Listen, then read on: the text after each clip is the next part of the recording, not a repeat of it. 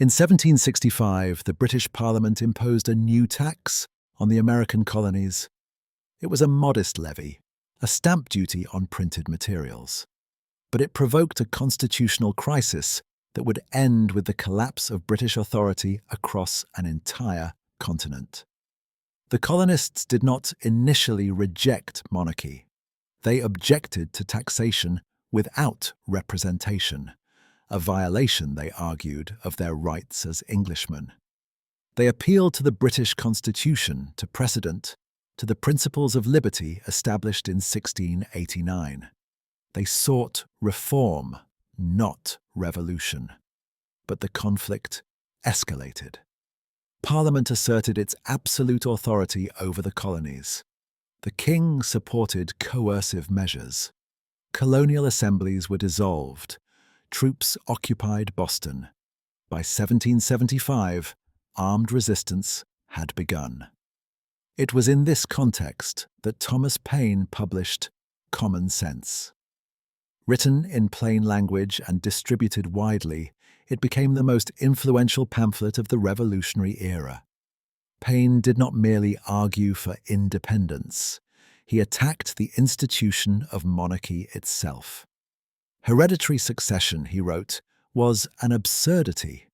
It assumed that wisdom and virtue could be inherited like property. It elevated accident of birth over merit, privilege over competence. Monarchy was not divinely ordained. It was a historical artifact, born of conquest and maintained by superstition. Paine's argument was radical, but it resonated. By the summer of 1776, independence was no longer a fringe position. On July 4th, the Continental Congress adopted the Declaration of Independence. The declaration, drafted by Thomas Jefferson, was a philosophical as well as political document. It grounded independence not in British constitutional law, but in universal principles.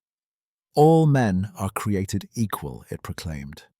Governments derive their authority from the consent of the governed.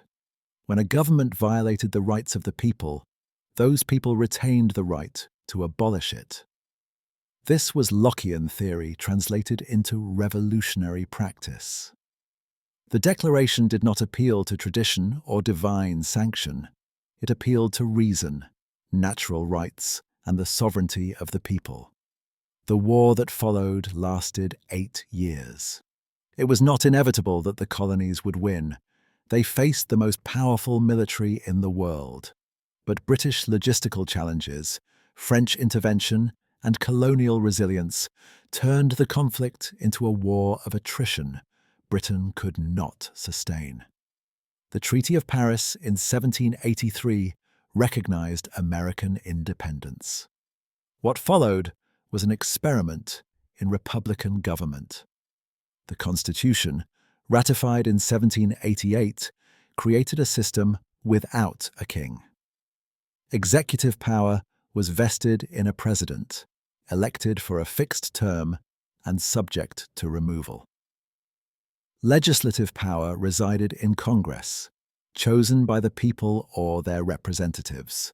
Judicial power was independent. The Constitution included mechanisms designed to prevent tyranny: separation of powers, checks and balances, federalism. It was a system built on distrust of concentrated authority, a direct rejection of the monarchical model. For Europe's monarchs, the American Revolution was a distant anomaly. But for those who had read Locke, Montesquieu, and Rousseau, it was proof that Enlightenment ideals could succeed. The question was whether that success could be replicated in a society where monarchy was not an ocean away, but entrenched at the center of power. France would soon provide the answer.